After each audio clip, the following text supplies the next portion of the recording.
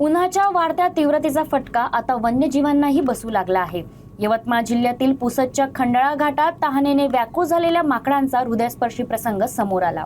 बस समोर येऊन थांबलेल्या माकडांना प्रवाशांनी पाणी पाजत त्यांची तहान भागवली। या घटनेचा व्हिडिओ सध्या सोशल मीडियावर मोठ्या प्रमाणात व्हायरल होत असून वन्यजीवांसाठीच्या पाण्याच्या सुविधांवरही प्रश्नचिन्ह उपस्थित होत आहे।